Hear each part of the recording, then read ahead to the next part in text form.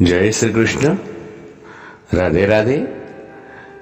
राधे सत्संग में सत्संग का रसपान करते सभी आत्मीय जनों, श्री वल्लभ की प्रेरणा से प्रेरित होकर राधे सत्संग में आज हम देखें कि अपने श्याम सुंदर अपने सिर पर मोर पंख क्यों लगाते हैं। प्रियजनों, इसके बारे में देखे जाने, लेकिन इससे पूर्व अगर आपने राधे सत्संग चैनल को सब्सक्राइब न किया हो तो सब्सक्राइब कर लेना, जिससे आपको हर सत्संग की जानकारी मिल सके।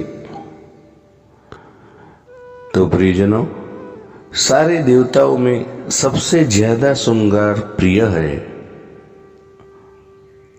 भगवान श्री कृष्ण। उनको श्रृंगार बहुत प्रिय है। उनके भक्त हमेशा उन्हें नए नए कपड़े, नए नए आभूषणों से लादे हुए रखते हैं। कृष्ण गृहस्थी और संसार के देवता है। कई बार अपने मन में सवाल उठता है कि तरह तरह के आभूषण पहनने वाले कृष्ण मोर पंख क्यों लगाते हैं।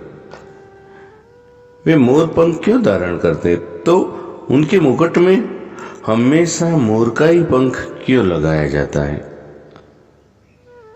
इसका पहला कारण तो यह है कि मोर ही अकेला एक ऐसा प्राणी है कि जो ब्रह्मचर्य को धारण करता है।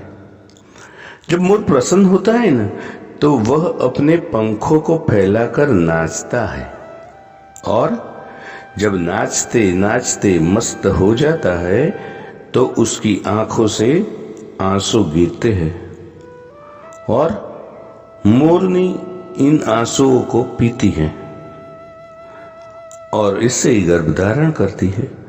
मोर में कहीं भी वासना का लेस मात्र नहीं है, और जिसके जीवन में वासना नहीं है, भगवान उसे अपने शीश पर धारण कर लेते हैं।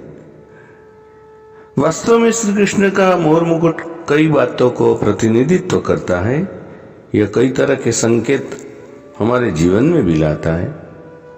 अगर इसे ठीक से समझा जाए तो कृष्ण का मोर मुकुट ही हमें जीवन की कई सच्चाइयों को अवगत कराता है।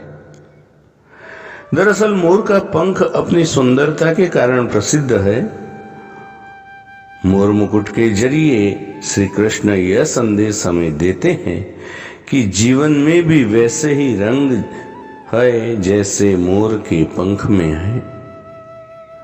कभी कभी बहुत गहरे रंग होते हैं, यानी कि दुख और मुसीबतें होती हैं, तो कभी कभी एकदम हल्के रंग यानी कि सुख और समृद्धि भी होती है। जीवन से जो भी मिले उसे सिर से लगा ले, यानी सहर्ष स्वीकार कर ले। तीसरा कारण यह है कि दरअसल इस मोर मुकुट से ही श्री कृष्ण शत्रु और मित्र के प्रति समभाव का संदेश भी देते हैं। बलराम, जो कि शेषनाग के अवतार माने जाते हैं, श्री कृष्ण के बड़े भाई हैं। वही मोर जो नागों का शत्रु है, वह भी श्री कृष्ण के सिर पर विराजित है। यही विरोधाभास से श्री कृष्ण के भगवान होने का प्रमाण भी है कि वे शत्रु और मित्र के प्रति समभाव रखते हैं। ऐसा भी कहते हैं कि राधा रानी के महलों में मोर थे और वे उन्हें नचाया करती थी। जब वे ताल ठोकती तो मोर भी मस्त होकर राधा रानी जी के इशारों पर नाचने लग जाते थे। एक बार मोर मस्त होकर नाच रहे थे। कृष्ण भी वहां आ गए और नाचने लगे।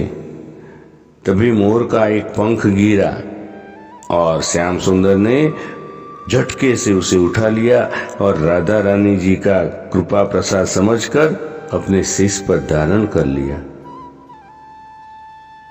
ये भी एक कहानी है। तो प्रियजनों, इसके साथ ही आज के सत्संग को श्री वल्लभ के चरणों में समर्पित करके अत्र विराम ले। फिर मिलेंगे राधे सत्संग में नए सत्संग के साथ। जय श्री कृष्ण। राधे राधे। जय।